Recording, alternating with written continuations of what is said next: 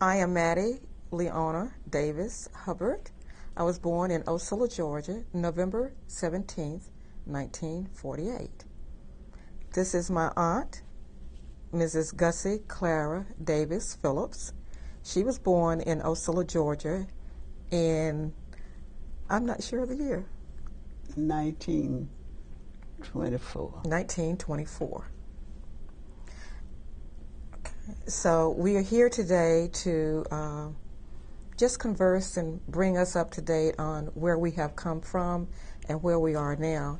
And we affectionately call my aunt Mommy. So I will be saying Mommy. Mommy, I think what we need to do here today so that we can keep everybody in sync and let people know the importance of what the 60s, the 50s, and before meant to us and what they mean to us today. Kind of give us a little paraphrase on how it all started in Ocilla, coming back from our uncles and when they came from the war and what they wanted to do and how we got all into the movement.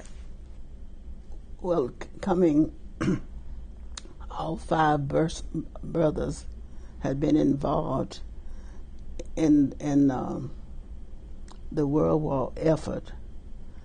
When they came back and other young men their ages realized the inequities and the need for organization, so they began to work together. Most of them at that level left to go to towns like Detroit and New York and Miami and whatnot. But my brothers, all five of them, stayed in the locale. So they, along with others, organized community groups that was fighting for the needs of the community. We had many needs. There were no high school. When they had gone to the war and came back, we had the same old big house for a school. Grade levels was limited, so this is the thing that started them asking the local agencies in the government to improve their conditions of the facilities that had to be offered. So then when nothing was done, being servicemen and being involved, they saw the need of organizing and not necessarily protesting to the local governments, the Board of Education and the city, to improve the living condition and whatever they offered the community. Yeah, I think, oh, I'm sorry, go ahead. So that's how we got involved. Right, and I think what happened during that period, because these were five brothers, and they were independent per se, like you said, they didn't really depend on anybody for their job or livelihood because they were all independent, either contractors, morticians. They had their own jobs, so this made it easy. And I think what happened was that they were doing a lot of small things just to try to make it as good as they could for the people in Ocilla, because they had just come back from a war. And they were fighting for all these rights of Europeans and Asians and whoever. And here we were, didn't have a schoolhouse, as you say, didn't have opportunities. So they started their own little, I think I remember Daddy even having, and Uncle Ernest being in a, some kind of a club that they established where they were actually saving money, you know, and then they had the Masons and all of this. So all of this came about. They did what they thought they needed to do to try to make us better. And then I think as we went on, and from the 40s to the 50s and into the 60s, that's when you had other people in other surrounding communities that says, we got to do something about this. And I think that's when we got interwoven into the outside of Ocilla movement. Don't you think that's what happened? Yes. Okay. Because, well, it was catching fire others. Right. Particularly these boys who came from service. Correctly. They could see that the only way was to protest the local governments to do better. we someone said that the wooden schoolhouse set it afire, and nobody's ever known how it got burned down. So that was the beginning of our local Board of Education to provide facilities for our black community. Yeah, because I actually started first grade in what they call the hall. It was the, I guess it's where the Masons met. Woodman Hall. Woodman Hall, where the Masons met and the Eastern Star. So my first grade, which was in whenever I started, I don't even remember the year, but there wasn't even a school, a facility, I should say. There was a school, but it was not a facility for blacks to go. So that's, you know, it's kind of heart-rendering to think about things like that. But I think the uncles and your brothers were instrumental in moving forward. I think I remember you saying something about them securing funds to train the local men in masonry and carpentry, and a lot of buildings and things got built because of that skill set. And they stepped out onto that world that a lot of people were afraid to do, you know, and then of course they paid the price because they were threatened. You remember, right? We were all ganged up in the house together. You didn't know what was going to happen. So I think that was a very moving time for the family to sacrifice. Yes. Sacrifice a lot. And they were also what we call the Civic Club. Yes. Was the mastermind. About a dozen of black families who protested and had sent into our federal government 12 that they were not provided schools. We have that list of names. That was one of the first big items, and of course we went from that. The next movement was the integration of school, but during that time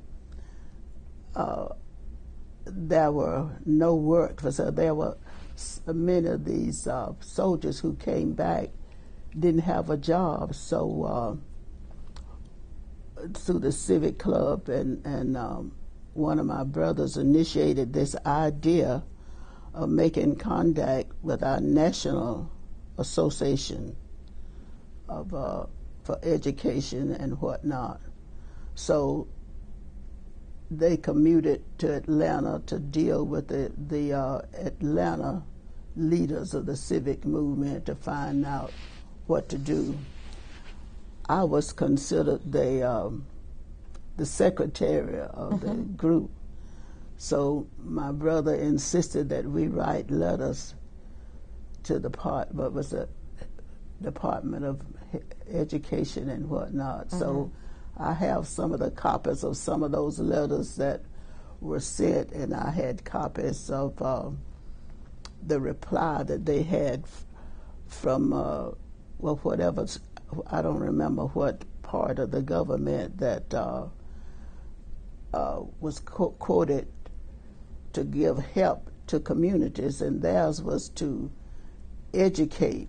So we were, and I think I had the letter where the Department of whatever educational had sent our brother word that they were looking into the situation, and they were able to give that loan that built facilities that would teach, as she said, black men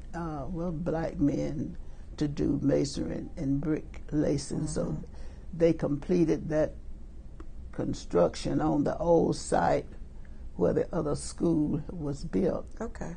So that gave them the knowledge that it could be done if we would organize, stick together, and get the attention of whatever department of the government. And we did that.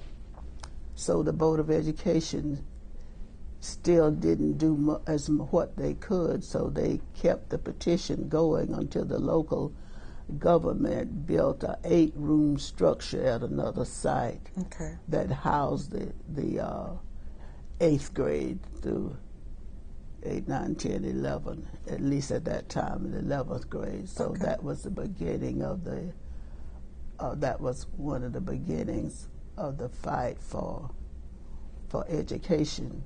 Yeah, I think in the black community, you're going to find that education was a real thing that people really wanted to do, because we knew that was the way out. Yes. You know, and I think those boys knew, or the men, should I say, that if they built those schools, that would help to promote us and get us to get, you know, a lot of people were leaving the community, but at least you left for higher education and more education. So they were key in getting the black community educated, and I think that's what we needed. Yeah. And see, by this time we moved. This was before the movement.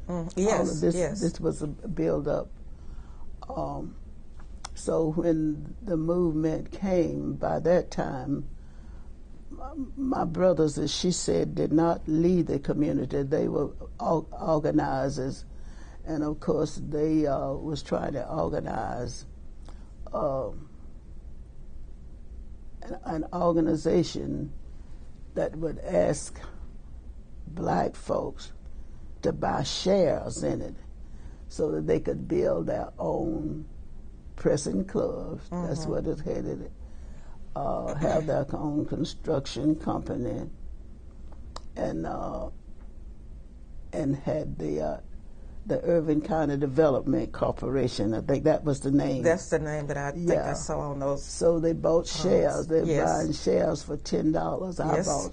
The people of the family bought. I have some of those. Yeah, and people throughout the community. So they did build a pressing club, and of course they were successful.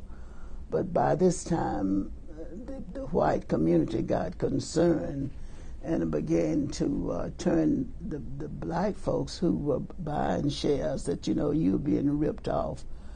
But and the construction company continued to survive because my brothers was the leaders in carpentry and whatnot, so they began to build in other communities around, service station, houses, and wherever. Even in spite of this, there were some people who would hire them in spite of the fact that it was kind of against the law. So that's how we survived.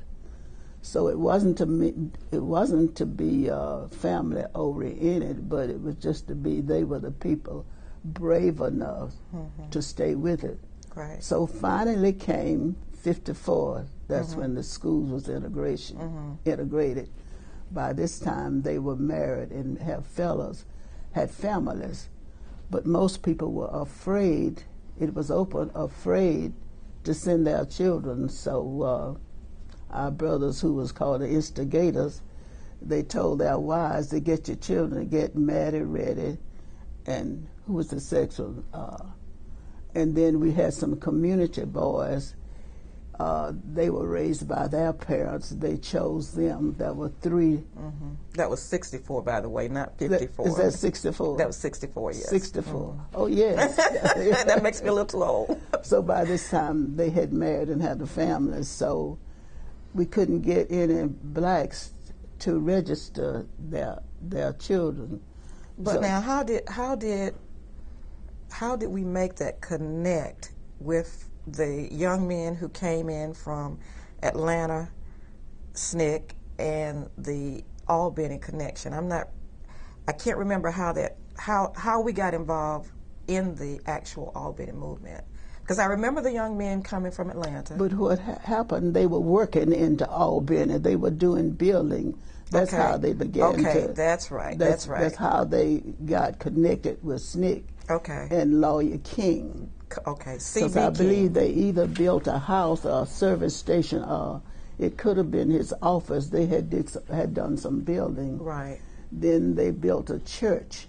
Correct. And so they got affiliated with this. That's right. That's how they got connected. Now, was this all of this was happening somewhat at the same time? Yeah, it was. As I remember, the young men came in there. It had to be in the 63, 64, somewhere along in there, because we actually integrated the schools in 65. But I remember them coming into the community, maybe, I'm going to say 62, 63, somewhere along in there. I'm not really sure. I can't. With the integration, all of this was going on.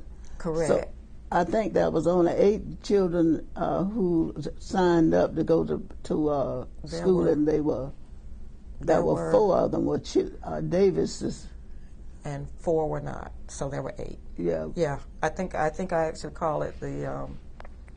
I had a little catchphrase for it. I can't remember what it is now, but yeah. That was Mattie, Camille, Shonda, Algernon. And Algernon. That was 4 from our family. You couldn't get the black families who agreed. They were afraid to go.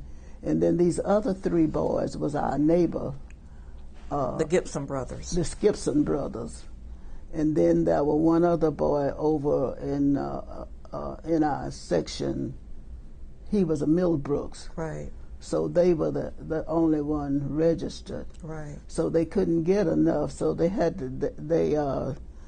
So my daughter existed. So my brothers weren't happy. Well, no, why you didn't send Karen? Well, then I knew I was would be fired, because already my brothers had 2 brothers. Their wives, one was in home economics locally, and the other one is in the 1st and 2nd. But they were both fired. They were both fired immediately. Right. So I continued. So I was hesitant. So my brothers, who did said, but you're just as important as anybody. I said, you have as much to lose as the others. Mm-hmm. So get on. You want you to go. So I didn't want to be called bluff, because I was in the middle of it, but hidden. So I did register Karen, and after the I went down to register. So they sent me from the classroom to come down to the office to want to know why in the world that I want to send my daughter in integration. So I told them I sent her because I wanted her to go to some of the best schools in Georgia, mm-hmm. and we don't have the facilities. So, well, he didn't argue that part. Said, well, I tell you what you do, you just let her, we'll permit her to go next year. So I didn't, well, my brothers wanted to activate it at that time, so but we just calmed them, so I did go. But the next year when they opened, then Karen joined, and many of her friends and families who was with her, more of them integrated. How many was it at all then? See, I had left for college then, so I don't remember who went in that second rush. So this 66. Is how we got fitted in there. So they were interested in, well, they just felt that somebody had to be leaders, and that's what's happened. So right. We then, you see, they were working in Albany, and all that was SNCC and Lawyer was King. In Albany at the time. Yeah. So they had groups to come into Ocilla some from as far as California and out west that came and lived in our community. In fact, some of them lived on the streets where I lived. We had houses, I think it was 2 houses that belonged to the same family where they lived.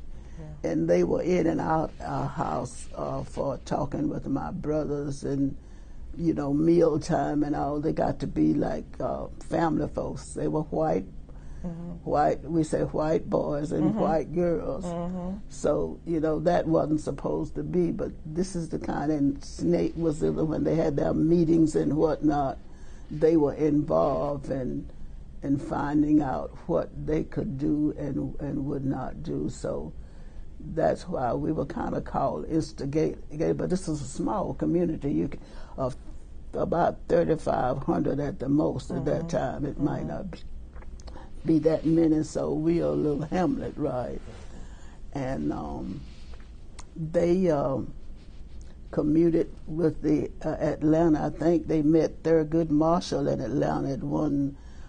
He was there after something for the Atlanta community was doing. So they stayed connected with the organization. And one of my brothers, Curtis Davis, is they began to be recognized in the state as, because you see in spots, some people were still not doing anything because they were afraid. So I remember the teachers' organization was involved. You know, we were at one time black and white, and the president of the Georgia education invited my brother to come and speak to one of the yearly meetings. I think it was in Macon or Atlanta one, to come and let them know what was the struggle like in Ocilla. Right. Well, they needed that for the education of the educators of Georgia to realize what it was all about. So he worked closely with our unit when it concerned during that period.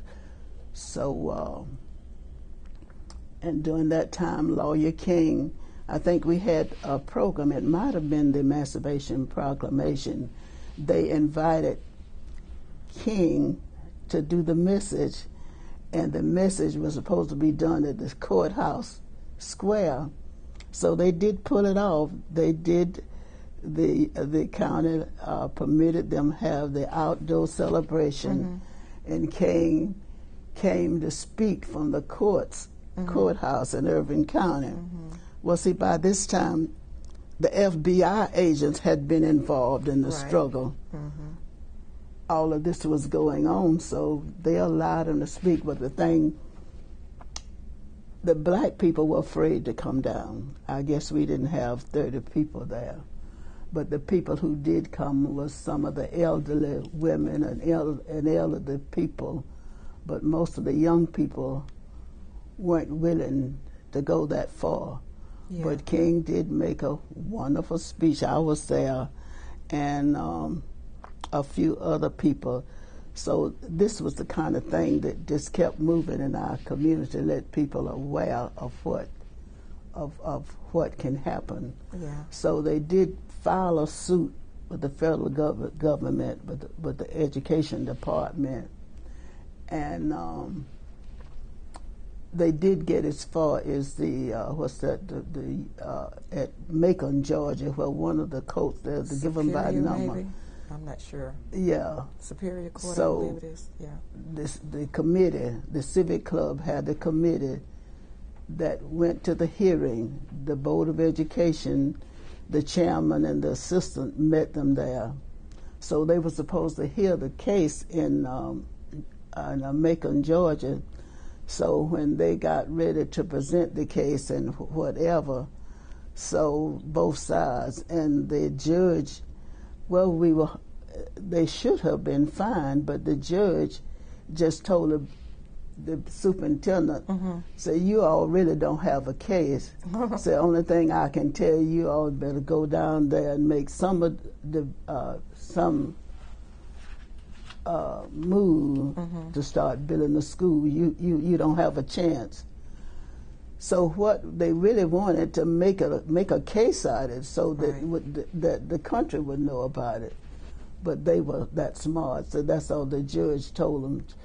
So you don't really says you don't have a chance to win. Yes. So because we were without school, so when they did start, I think we must have been perhaps at the top of the list of the national of the communities that start building, schools for Georgia.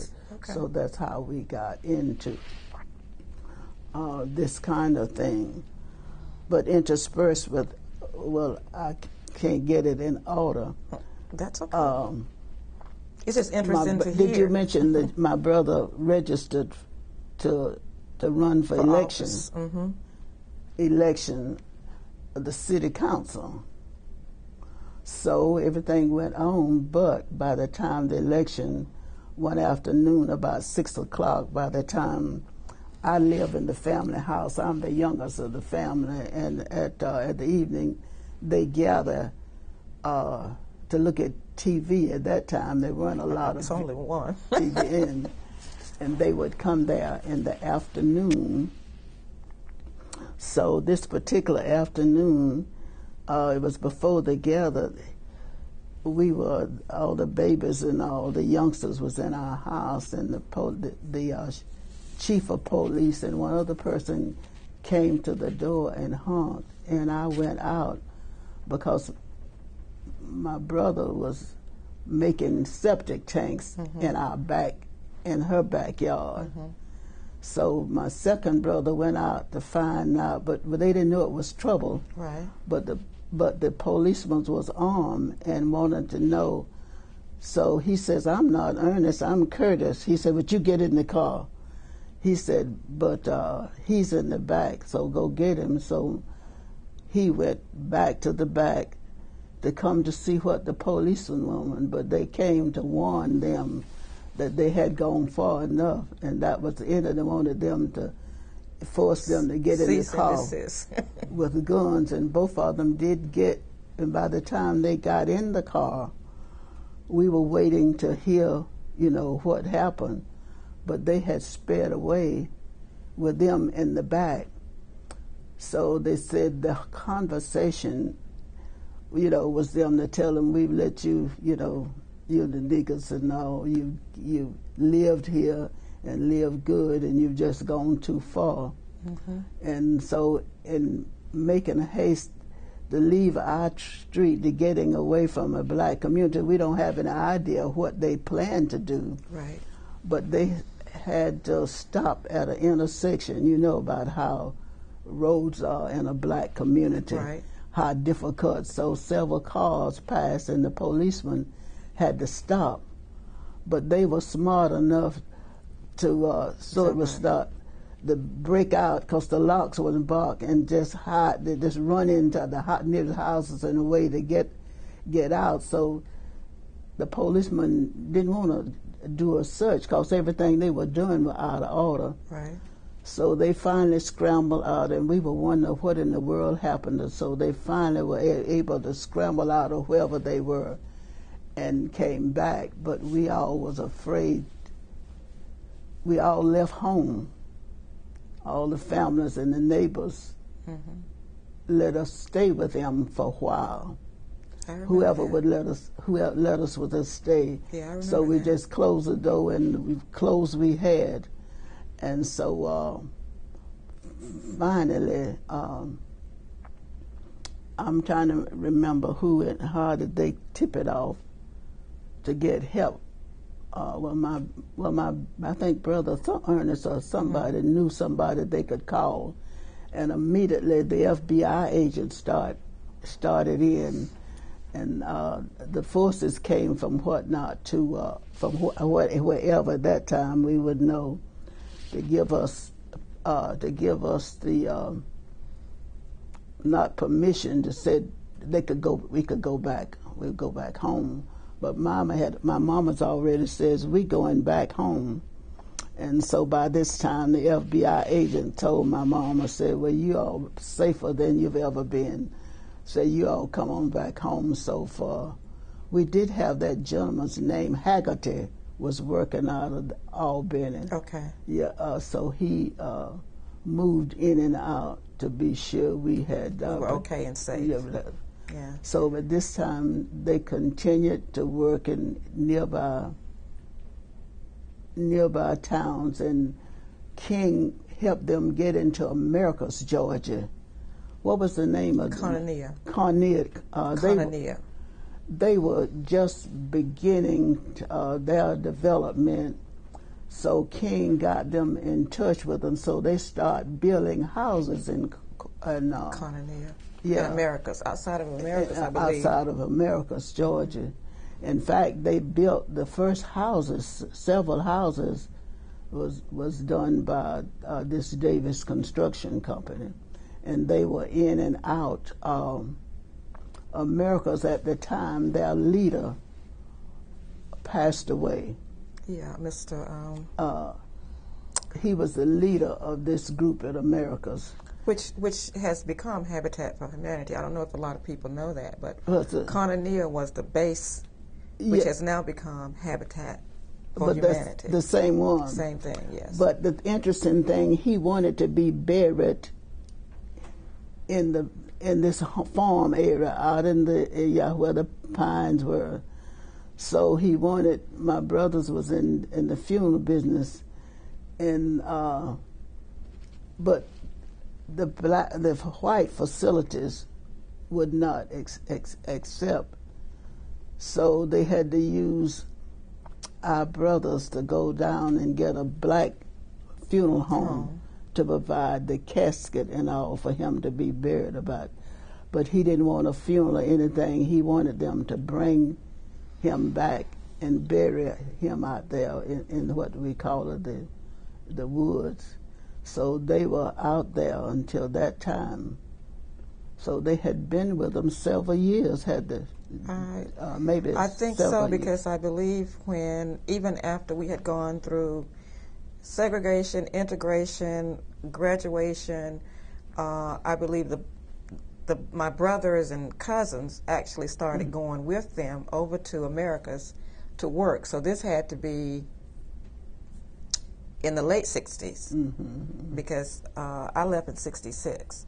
So after that, they were still doing construction and working on that farm in Americus. And I think they did that, and Dennis probably left in 69, 68, 69, so they were still working over there then.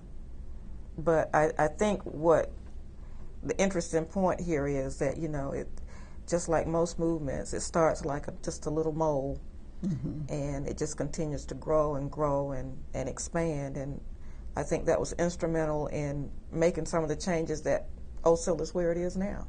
I mean, who's to say that we still wouldn't be sitting there doing the same thing that we're doing now? Because, in all of the, after the Civil Rights Bill was passed, and we were given I don't know if you call it an opportunity, we were allowed to go to the white school, people were still afraid. And I think because of our family's support and their history, I think that's why we had 4 out of the family. I mean, to be in that first 8 to go to that school. And it wasn't an easy year. No. And I look back and think, why, as a senior, would you change schools? It's like they could have just flunked me completely out, and I never would have made it. But I think my uncles and, of course, my daddy, who Mommy calls the quiet one, he just kind of grunts. I thought that I would make him proud. Yeah. To say that in my last year in high school, I took that big step and said, I am going to go as a part of this integration effort. And I did. It wasn't easy, We had some rough days, but we made it, So I'm excited about that, And I think I try to continue to tell my child and people that are continuing to move forward on the struggle that we had. It's not that we are bragging or anything. It's just that's the way history was. Well, that's the way it was from town to town. It was a nucleus of blacks who was willing. Now, I graduated from Spelman College in '46, and you was a Spelmanite, had a daughter. It was considered that I would, enroll her there. But my family and brothers were so involved in the fact that even the state of Georgia needed students who was willing to make the sacrifice with their children to send them to the University of Georgia. Right. So I've said I wish I could think of that superintendent that asked me why I wanted to send Karen to the University of Georgia, right, then I could let him see, because when she announced she wanted to be a landscape architect, I'm a person that is always low key, but I was decided that where in the world are you going to get a job in that? Exactly. So my family, they were always looking forward. Said, just wait to see. Just be calm. But I knew we had made the sacrifice, and I didn't want her to get asking these people for a job. I know she'd have to leave Ocilla. I didn't know where else in Georgia. Right. But then the fact that I knew if she graduated from Georgia, that she would be able to get to some of the better jobs in Georgia. Doors would open. So I just stayed quiet, and of course she did pursue what she wanted to do. Well, they probably didn't know anything about it until this is what exposure is all about. Correct. The only thing we knew about nursing, being Teaching. a doctor, being teachers. That's the only thing I knew that you could do. Right. So this is how we got so involved with at our levels at the price of risking our children, but it was the kind of risk that was needed at that time. I think so. I mean, I think it has made all of us better people. And I think, you always have to have a little bit of struggle if you're going to see good results in the end. And, I think back over the schools and when we were there, it was all the old verbiage was separate but equal. But we knew that they were not separate but equal, because the day that I walked into that school, I knew that there was no such thing as separate and equal. I mean, the whole environment, everything was totally different. Just to be able to walk into a science lab and everybody had a microscope and everybody had a frog and everybody had a beaker, and at poor Ocilla High, you had one for the whole class. But I think by us breaking through that barrier, I'm looking at our family now in particular. I don't know how many, but I know it's over 50%, maybe as high as 70, 80% of all of us who went through that received higher educations. We're all doing well. We're all professional women. And I think that shows that it was all worth it. Because I'm not sure if we didn't take that step, if we wouldn't have maybe just remained in that little huddle and said, okay, everything is okay. We'll continue to do what we're doing. So I think that was a big step forward for all of us. I think so. Okay. You talked a little bit about coming back from the war, getting involved in the community and being builders and craftsmen and really integral to the community. And having the idea maybe of having a voice in the community, right, and a larger voice. Do you remember at what point the idea of a real movement began? Would it be 54 with Rosa Parks, and was it things coming in through the news, or was there something else going on? Or at what point did you think that, or did you realize that there was a movement, an actual movement to get things done or to change things?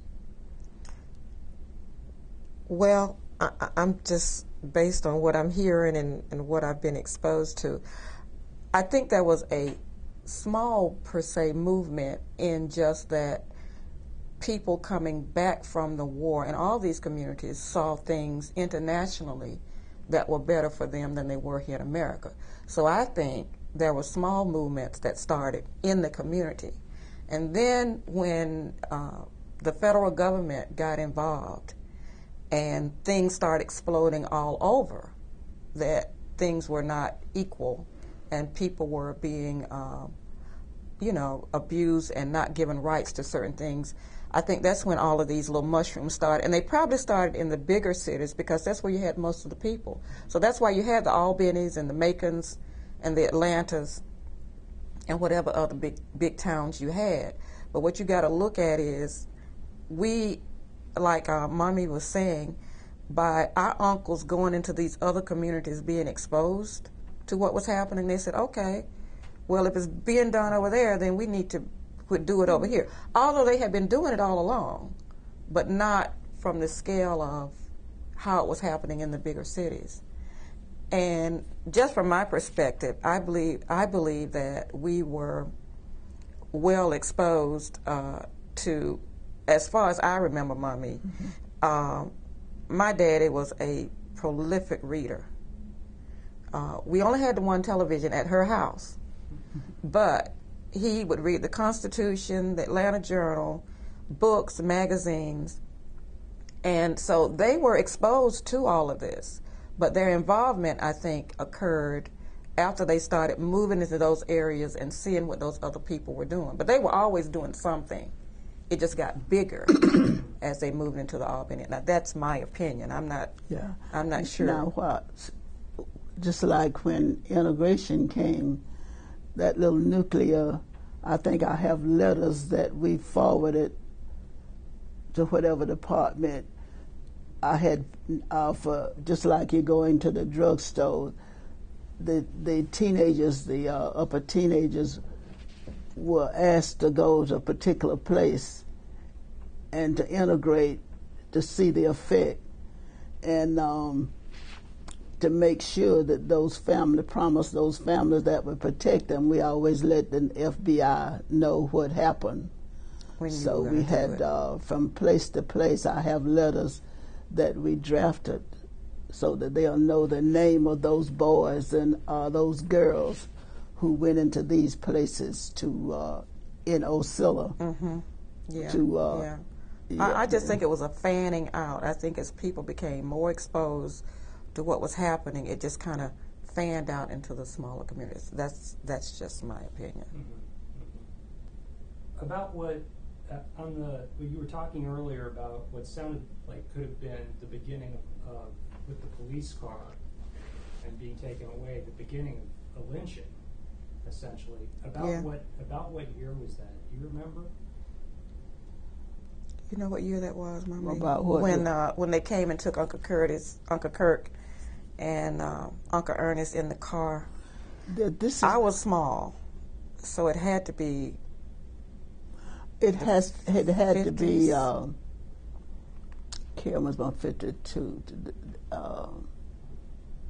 It had to be something like 50, 53, 50, somewhere like not 50. Karen was born in. I would say 53 or 54 because I think it was all relevant around the time that Uncle Ernest had decided to run for office. So, they were saying, okay, you got to be, don't let your head get too big, It was right at 54. 54, right? I would think. I would think it was around 54. 50s. Because I think, if you look back in history, there was always anybody who stepped out and tried to particularly run for office. The scare tactic was going to be there to get rid of you. In other words, they're saying we've let you by, but this is just stepped over the far. line. You stepped over the line. So that had to be around 54. Right in that mid 50s. Yeah, because I knew I was small. Yeah, it was somewhere in the 50. Let's say 50, 54, 55, somewhere in the 50s.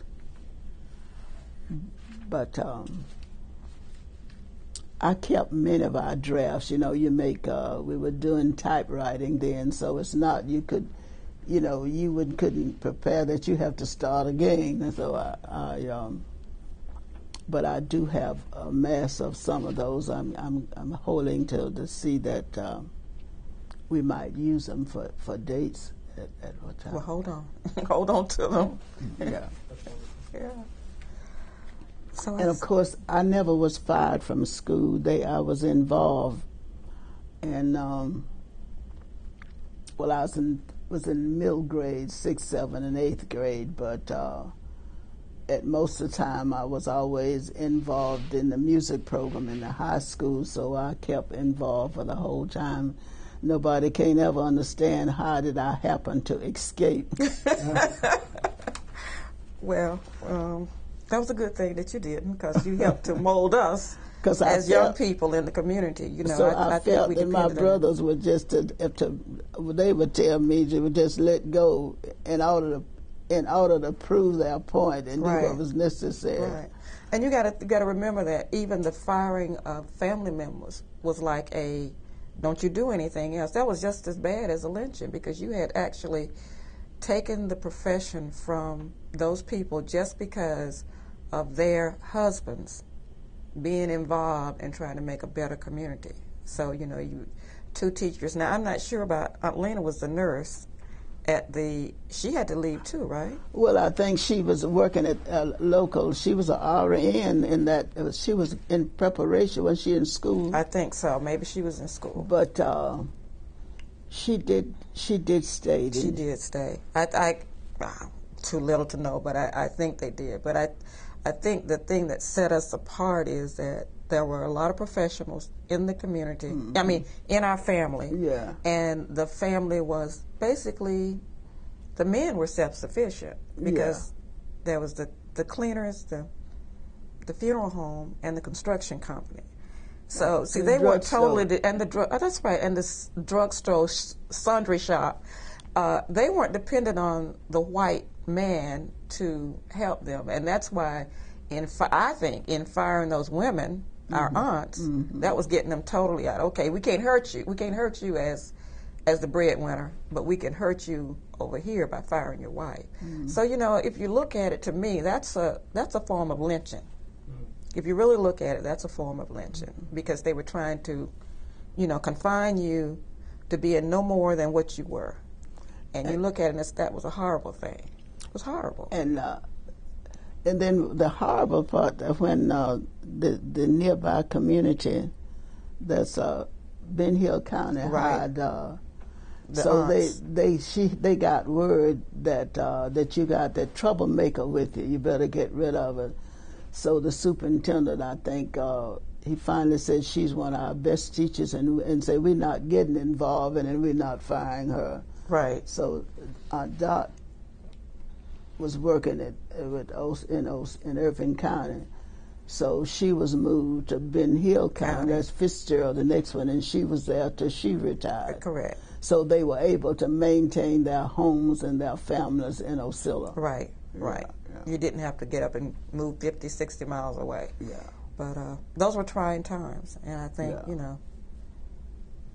And of course, that was a new generation of black boys I can remember. This is before the movement. My brother was at Savannah State College, and he was about, well, you see, we only had outhouses at that time, and he'd been off to college. And then when he get back home, we just talked about it. That's ridiculous, but most people wouldn't thinking about making no investigation. That's the way it was, we don't want to start in trouble. But he wouldn't let go. So we started talking to the men of the community. And so the city fighter told us, well, see, we didn't have what is that? Sewage lines. We didn't have sewage. And so they wouldn't give up. So they finally said, if you all will dig the ditch, we'll put the pipes down. So they agreed, the men in that street, 6th Street, down, the houses there, they agreed that they would dig the ditch. So the city said, well, we'll send you some men to help you all dig that. So that's how we got water and in our street. But at that time, when you built houses, you weren't building a house for no bathroom. So I remember our boys getting an area. It wasn't big enough for a tub. So what the area they had, they said, well, we don't need a tub. We need a shower. So we didn't know anything. We never used no shower. That was But that just showed what we had gone through to get where we are. Where we are today. So then the people in that area, so many of them had to agree to have city water. Most people kept the wells. So what happened, they turned the wells to septic tanks. Okay. Yeah, so they didn't do anything to the wells. So when they get, now that's what's happening in these little villages in my lifetime. So that showed things has moved slowly.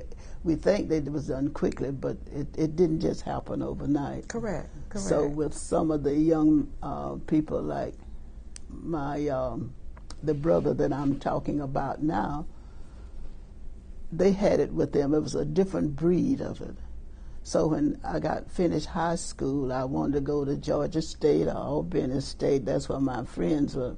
But this same brother and Ernest and all of them said, so I said, well, I can go to Georgia State. They said, what you want to go to Georgia State? You know, that's to say.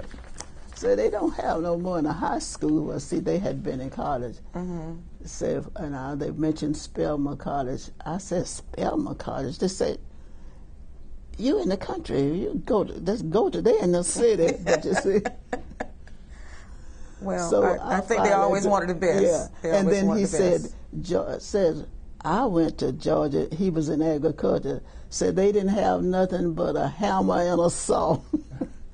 So that show you this equal and unequal. It was real even in the colleges. In the higher education. So, well, that was shocking. You know, when he says that, I thought that would be the place that they have every. But I could understand what his sentence meant. They didn't have what they needed, so he just described it. I said, well, you want to go to Georgia State? In other words, he was saying if they didn't have nothing in my department, they don't have anything for you also. Yeah, that separate but equal ran deep. We've suffered a long time, but until the movement, we didn't have anybody. We didn't have a listening ear. But the movement started when we were able to get the message over to the people who was in charge. Yeah. So I served as city councilman for 3 years, and elected, and then final time my brothers were. Her dad was a justice of the peace, and Uncle Kirk was assigned. So people realize your talents and bravery, but by law, they didn't have to do it. So anybody, as long as he has white and had a voice, he could determine the way things happen to keep everything calm. Right. I think we've come full circle. Yeah. So the agitating is not the only way, but was not the best way to make any change, but that's the only way changes were made. That's correct. Was there an active church life there too that was involved in the movement as well? Yeah, being Pleasant Grove First Baptist was the family church, and when the SNCC workers came in, or when those outsiders came in, being that was our church, family church, and that's the church where all the, well, not all the meetings, because I think the Methodist Church, right, Reverend Colquitt, so it was First Baptist and... well, that was a short term. Okay. But it was about the only church that would accept these meetings that had to do with agitating the white. Because you didn't want your church burnt down, of course. And when we had meetings, the policemen would controlling. Many times, some would come in the meeting and sit in the back and hear it, but what they wanted to do to agitate another, so if they could keep you from organizing, see that you could handle them. Right. But they had enough strong young black men along with our family that Who they was just. The pastor of that church at the time? Beg pardon? Who was the pastor of the church at the time? Because I think we really, the Methodist church next door was Reverend Colquitt. Yeah. But he was Methodist. But our church, we had I can't even remember who the minister was. No, they'd had several. It was an at older that time. guy, older man, but And after that, we changed several times. yeah. But I think with Daddy being chairman of the board, Uncle Kirk being on the board, and the minister kind of went along with with whatever they were going to say. So we became the focus church, you know. And then there were other ministers, like I said, Reverend Colquitt, and I can't remember all those people, but maybe one or two other ministers who would come in and help. Well, most of the people were afraid. Yeah, they were. Yeah, this Methodist church probably were more forward than at that time. Because of that minister, I think. It was because of the minister that Yeah, they he had. was very active. Very active in the movement. Yes, he was. In 1965, when you went to high school, your senior year in high school, are there any details about that year that you remember that you want to share? Or too many to mention, or something that really stand out? Well, there were two seniors, myself and one of, as my aunt had said earlier, the 8 that integrated that year, there were 2 seniors, and I think 3 other high schoolers, and then there were 3 in elementary school. So Ronald and myself, you know, we took a very big chance in doing it that year. Now, I went back for the first reunion ever, because you have to be invited. It's still the South, in 2007. So that was 40-something years before I was even actually sent an email and invited. And as Ronald and I talked, when we graduated in '66, I came to Atlanta. Well, we both came to Atlanta. He went to Morehouse, and I went to Clark College at the time. It's now Clark AU. I didn't know what was happening to him, and he didn't know what was happening to me. But when we came to that reunion, there were things that came out that I said, oh, my God, that happened to you. Now, I was never physically attacked, but as we now know, mental abuse is harder on a person than physical abuse in some cases. I remember one young man, the Coley family, and I don't know what the tactic was, but every class I was in, we sat in alphabetical order. So whenever I was in the class with Coley, he was in front of me. He would get there just as class was changing, and he would move the chair up, the chair behind me, and everything on each side. So I would always be sitting in the middle of the room. And I just accepted it. I didn't think anything about it. But I now find myself thinking how harsh that was to do that. And you walk down the hall, like I said, they never abused us. Not me. I understand that he got in some fights. Being a boy, I'm pretty sure that was it. But, you know, they would cling to the wall as if I had some kind of disease, or they would holler out ugly, nasty names. But my daddy always told me I was going to college, and I had to get my education, and I had to graduate. So I became focused, and that's what I did. And I wasn't a perfect A student, but I knew I came out, I'm not sure what my grade average was, but I came out very high. I did very well because I just didn't let it bother me at all. And I kind of walked away from that and said, that's over with, that's done, I'm out of here. And I was on the next bus to Atlanta. So it was, you know, and I always waited to be invited back. Never was. I would go home, I would see these same people, nobody ever said anything. And then at the reunion, it was all of this coming up, being apologetic. Well, we were all 60 then, so everybody was feeling bad. And I don't know if I told Mommy this, but at the reunion, we have a class picture in our cap and gown at the white Baptist church downtown on the steps. And the young lady that was standing next to me, she said, you know, this was all planned.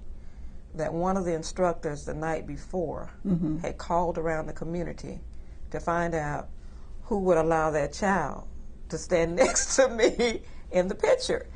And you start remembering and reflecting, and I said, oh, that's why when we got there, because when you integrated that year, I ate lunch by myself. I did everything by myself. So I didn't have any friends or anything.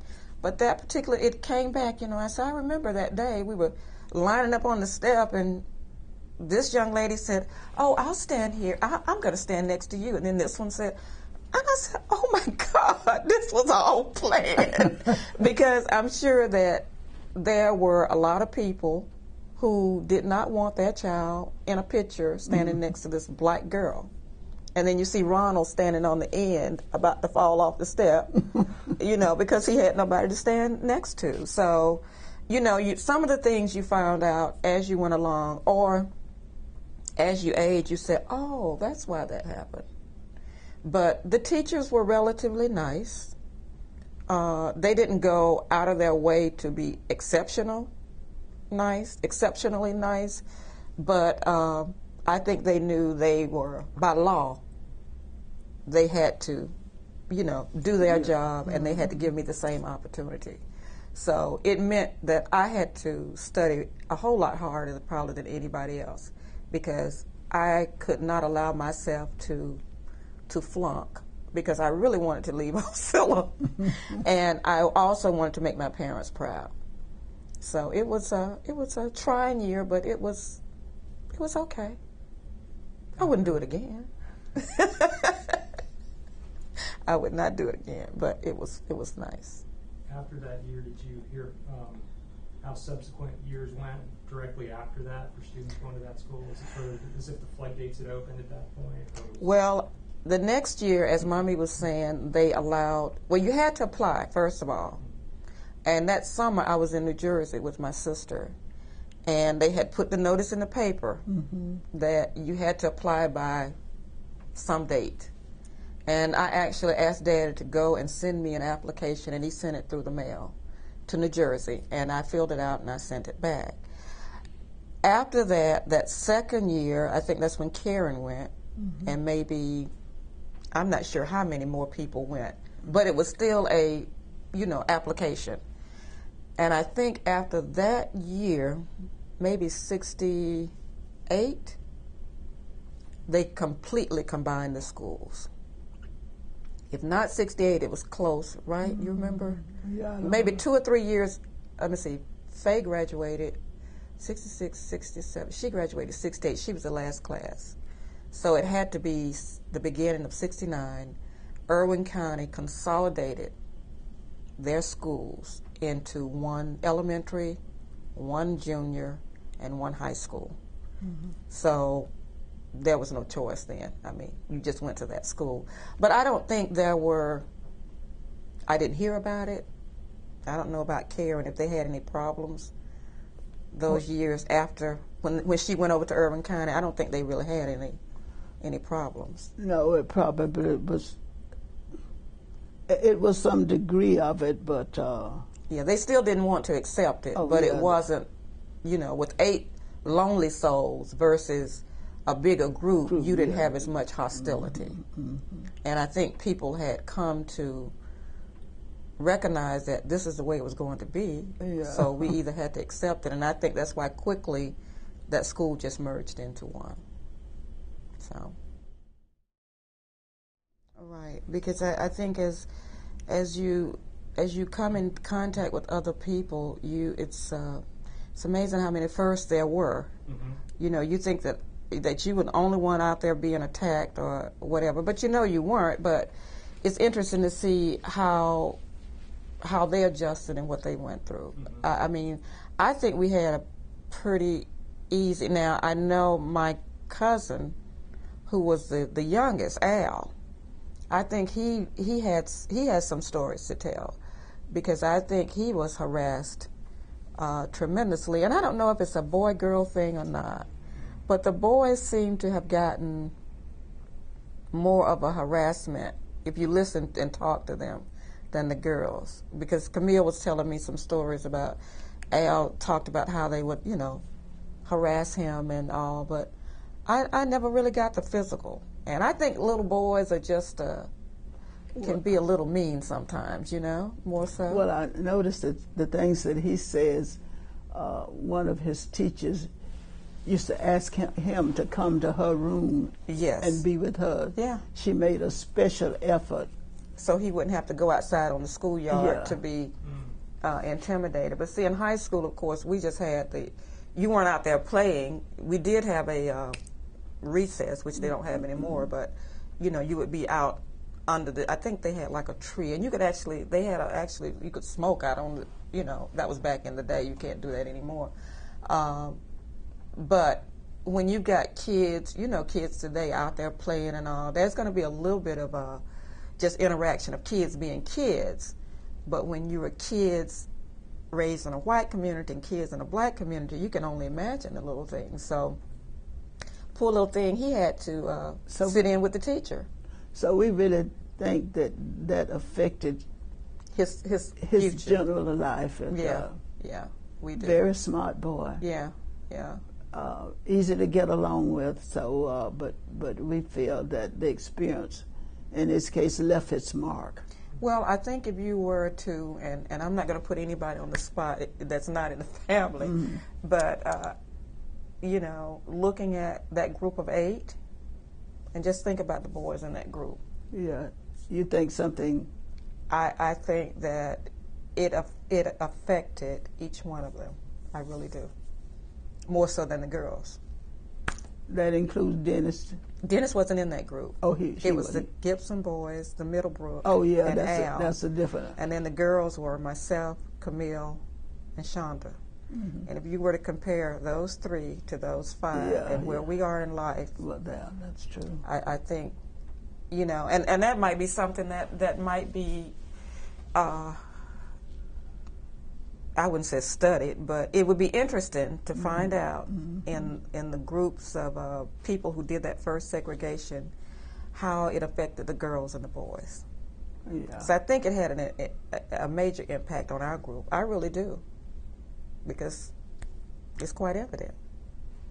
Don't you think? Yeah. Okay, I'm not going to say anymore. So I think that we've said, unless we think of something different, quite interesting. And the only I says, I'm 87. I said, I wish I could have asked about between 65 and 70. You're at your best. Yes. Yeah. But I tried to think of the things that probably made a difference in our family and how it did. You always have to have a leader to project. Because, see, I really, by the time I finished, that's about 46. I would just tell you that I think Talmadge was being elected governor. Okay. And he was to speak at the local courthouse. So the black men had to try to, encourage the white to go hit, and you'd be surprised they were afraid to go. But then there was a group. They did this kind of thing among them, and they was a big group. But then most people don't want to say it, when Talmadge entered, and we were big supporters down in South Georgia, and the Hudson family was here. But they tell me, he says, when he looked out and saw so many black, he said, I didn't come to speak to the Negroes in Irving County. I came to speak to the white folks. Oh, really? So see, that was vote getting, right? Yeah. They wanted the people to know he wasn't trying to make no amends, but that would right. But he was forced to say, but we know that's the thing. But that's his tactic. That's politics for you. Yeah.